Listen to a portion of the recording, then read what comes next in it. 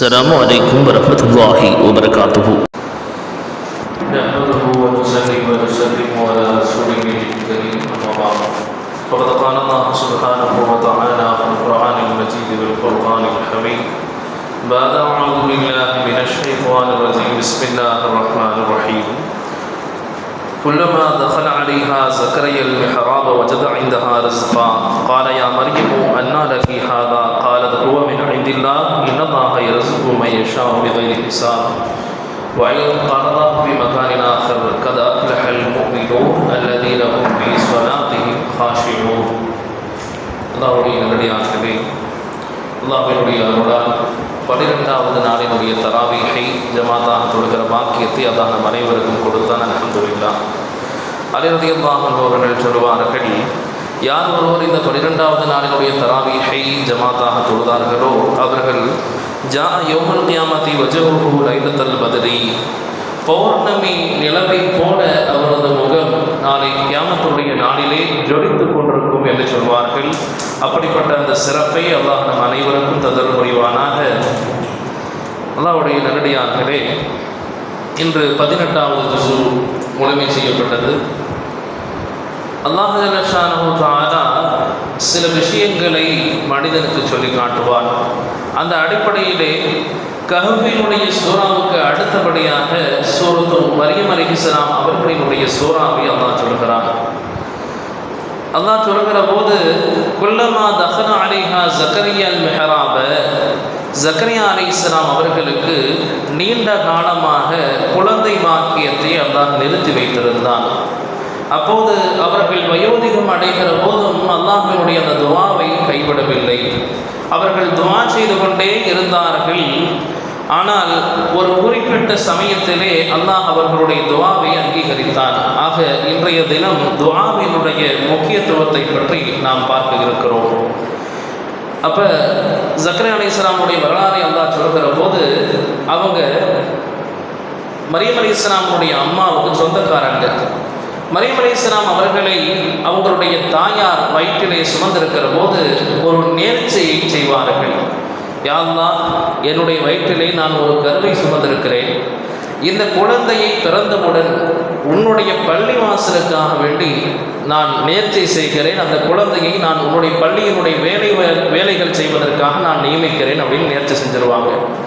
ஆனால் எப்போது அந்த குழந்தை பிறந்தவுடன் ஆண் பிள்ளையாக இருந்தால் பரவாயில்ல, பள்ளிவாசலுக்கு என்ன செய்யலாம், மதரசாவுக்கு கொண்டு போய் சேர்த்துடலாம்.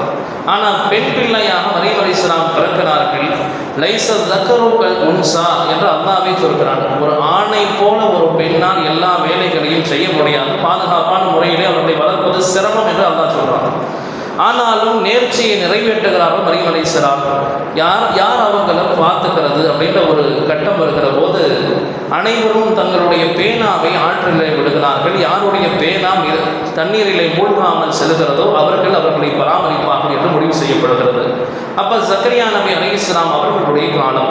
அப்போ அவங்க என்ன செய்கிறாங்க, அவர்களை அல்லாஹ் தேர்ந்தெடுக்கிறான். அப்போ ஜக்கரியா அலைஹிஸ்ஸலாம் அவர்களுடைய பொறுப்பில் தான் பள்ளிவாசலுடைய ஒரு அறையிலே அந்த மரியம் அலைஹிஸ்ஸலாம் அவர்கள் இருந்து வருகிறார்கள். அதனுடைய சாவி ஜக்கரியா அலைஹிஸ்ஸலாம் கிட்ட இருக்கும். ஆனால் அல்லாஹ் குர்ஆன்ல சொல்றான், குல்லமா தஹல அலைஹா ஜக்கரியா அல் மிஹ்ராப, ஜக்கரியா அலைஹிஸ்ஸலாம் எப்பொழுதெல்லாம் அந்த மரியம் அலைஹிஸ்ஸலாம் அவர்களுக்கு சாப்பாடை கொண்டு செல்வார்களோ அப்போ வஜத இந்தஹா ரிஸ்கா, இவங்க சாப்பாடு கொண்டு போனால் தான் அவங்களுக்கு சாப்பாடு, இல்லைன்னா சாப்பாடு கிடையாது.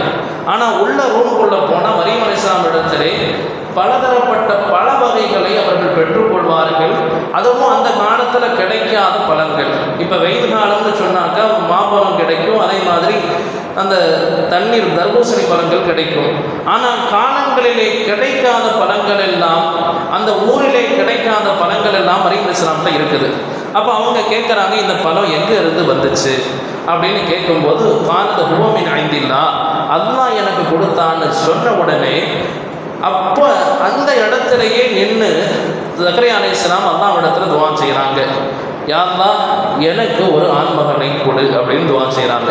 இப்போ இதை இமாம்கள் தஃசீர்களிலே எழுதுகிற போது ஒரு மனிதன் அல்லாஹ்விடத்திலே துஆ செய்கிற போது சில பொருட்களை வசீலாவாக இதனுடைய பொருட்டால் எனக்கு கொடு அப்படின்னு அல்லாஹ்விடத்திலே கேட்கலாம்.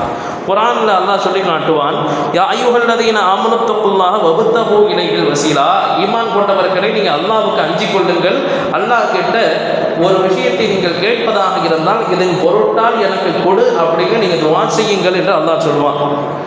அப்போ அந்த இடத்துல இமாம்கள் குறிப்பிடுறாங்க, ஜக்கரியா அலைஹிஸ்ஸலாம் அவர்கள் அந்த இடத்திலே நின்று துஆ செய்தார்கள். மரியம் அலைஹிஸ்ஸலாம் ஒரு சிறப்பு மிக்கவர்கள், அதனால் அல்லாஹ் அவர்களுடைய துஆவை அங்கீகரித்தான் அப்படின்னு சொல்லுவாங்க. அதே மாதிரி நம்முடைய செய்கிற நல்லமல்களை கொண்டும் நாம் துஆ செய்யலாம். சொல்லுவாங்க ஸல்லல்லாஹு அலைஹி வஸல்லம் 3 நபர்கள் ஒரு குகைக்குள்ள போய் மாட்டிப்பாங்க. அந்த குகையினுடைய வாசலை ஒரு பாறாங்கல் வந்து அடைச்சிக்கும். அப்போ அதில் ஒருத்தர் துஆ செய்வார், யா அல்லாஹ் நான் என்னுடைய பெரிய கம்பெனி வச்சு நடத்துகிறேன், ஆனால் என்னுடைய கம்பெனியில் ஒருத்தர் வேலை செஞ்சுட்டு சம்பளம் வாங்காமல் போயிட்டார். ஆனால் போயிட்டு பல வருஷம் கழித்து வந்தார். ஆனால் அவருடைய சம்பளத்தை எடுத்து நான் ஒரு வியாபாரத்தில் போட்டு அதை பெருக்கி ஆட்டு மந்தைகளாக ஆக்கிவிட்டேன். அவர் வந்த பிறகு இதெல்லாம் உனக்கு தான்ப்பா, உன்னை நான் ஏமாத்தலை, இதெல்லாத்தையும் நீ எடுத்துகிட்டு போ அப்படின்னு நான் கொடுத்தேன். யா அல்லாஹ் இதை உன்னுடைய பொருத்தத்திற்காக நான் இந்த வேலையை செஞ்சுருக்கேன், அதனால் இந்த ஒரு அமலை ஏற்றுக்கொண்டு இந்த பாறையை நகர்த்துன்னு துஆ செய்வார். பாறை நகர்ந்து விடும், சற்று கொஞ்சமாக நகரும். அதில் இன்னொரு நபர் சொல்வார், நான் ஹராமான ஒரு எண்ணத்திலே ஒரு பெண்ணோடு நான் நெருங்க பார்த்தேன், அப்போது அல்லாஹ்வை அஞ்சிக்கொள்ள அந்த பெண் சொன்னாங்க, உடனே நான் தவிர்த்து கொண்டேன், இந்த வேலையை உனக்காக நான் செஞ்சிருந்தா இந்த பாறையை நீ நகர்த்து அப்படின்னு துஆ செய்கிறாங்க. பாறை நகர்கிறது. இன்னொருத்தர் துஆ சொல்கிறாரு, யா அல்லாஹ் எனக்கு வயசான பெற்றோர்கள் 2 பேர் இருக்கிறாங்க, அவங்க சாப்பிட்ட பிறகு தான் என்னுடைய மனைவி மக்களுக்கு நான் சாப்பாடு கொடுப்பேன்.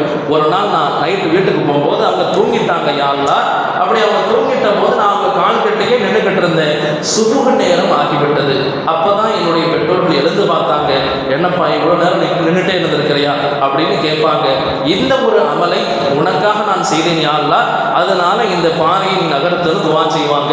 அல்லாஹ் அந்த பாறையை நகர்த்துவான். அப்போ இதிலிருந்து இமாம்கள் எழுதுவாங்க, நாம் செய்கிற நல்லமல்களின் பொருட்டினால் இறைவனிடத்திலே நாம் துஆ செய்கிற போது அல்லாஹ் அந்த அமலை கபூல் செய்கிறான். அதனால தான் காபத்துல்லாவில் ஒரு இடம் இருக்கும், அதில் 70,000 மலக்குமார்கள் அந்த இடத்துல துஆ செய்து கொண்டிருப்பார்கள் அப்படின்னு சொல்லுவாங்க. அந்த இடத்துல சுற்றி வருகிற போது ஒரு இடத்துல மட்டும் ஓப்பனாக இருக்கும், ஹஜ்ருல் அஸ்வத் இல்லாமல் இன்னொரு ருகுனே யமானி என்று சொல்லப்படுகிற ஒரு இடம். அந்த இடத்துல ரப்பனா ஆத்தினா ஃபித் துன்யா ஹஸனத்தன் வ ஃபில் ஆখিরাতি ஹஸனத்தன் வ கினா அஸாபன்னார் என்கிற துஆவை ஓதுவார்கள். அப்போ சில இடங்களின் பொருட்டினாலும் அல்லாஹ்விடத்திலே நாம் துஆ செய்யலாம் அப்படின்னு சொல்லுவாங்க. அதே மாதிரி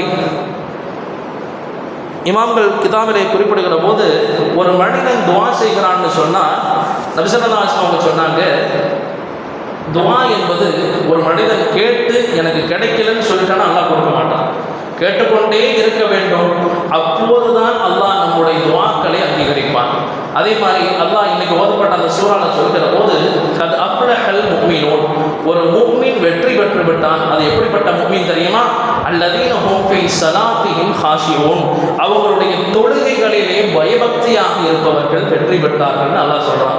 ஸலாத்னா தொழுகைன்ற அர்த்தமும் இருக்குது, துஆ என்கிற அர்த்தமும் இருக்குது. நம்முடைய துஆவிலே நாம் பயபக்தியோடு கேட்க வேண்டும். ஏன்னா பயபக்தியோடு கேட்டால்தான் அல்லாஹ் நம்முடைய துஆக்களை அங்கீகரிப்பார். அதே மாதிரி கிதாபில் சொல்லும்போது கஹ்ஃபினுடைய சூறா ஓதப்பட்டது. அந்த சூறால ஒரு நாயும் அவர்களோடு சேர்ந்தது. அந்த நாயை பற்றி அல்லாஹ் சொல்வான், கல்புஹும் பாசித்தும் திராஇஹி பில் வஸீர், அந்த நாயும் சொர்க்கவாசி என்று கிதாபில் பதிவு செய்வாங்க. காரணம் என்னன்னா, அந்த நாய்க்கு அவர்களோடு சேர்ந்த அந்த ஒரு துஆ, அந்த நல்லடியார்களுடைய துஆ அந்த நாய்க்கு கிடைத்தது. அதனால் அல்லாஹ் அவர்களை அந்த நாயையும் சொர்க்கவாசியாக எழுதுவான் அப்படின்னு சொல்லுவாங்க.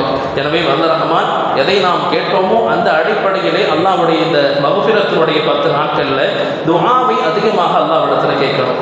ஏன்னா எந்த அளவுக்கு நம்ம துஆ செய்கிறோமோ அந்த அளவுக்கு அல்லாஹ்வினுடைய நெருக்கத்தை நாம் பெற்றுக்கொள்ள முடியும். அதே போல நேற்றைய தினம் கேட்கப்பட்ட கேள்வி, ரசூலுல்லாஹி ஸல்லல்லாஹு அலைஹி வஸல்லம் அவர்கள் ஒரு சஹாபியை அமீனு ஹாதிஹில் உம்மா, இந்த உம்மத்தினுடைய நம்பிக்கையாளர் என்று சொல்லுவாங்க. அது எந்த சஹாபி என்பதுதான் நேற்றைய தினத்தினுடைய கேள்வி. அதுவும் இல்லாமல் வந்து நபிகள் வாழும்போதே சொர்க்கவாசி அறிவிக்கப்பட்ட 10 நபர்கள் அவரும் அல்ஹம்துலில்லாஹ், ஜஸாக்குமுல்லாஹ் ஃபில் தாரைன். நிறைய விஷயங்களை அல்லாஹ் அவர்களுக்கு கொடுத்திருக்கிறான். மார்க்க ஞானத்தையும் ஆர்வத்தையும் கொடுத்திருக்கிறான். அல்லாஹ் அவருடைய வாழ்க்கையை சீரும் சிறப்புமாக ஆக்கி அருள்வானாக.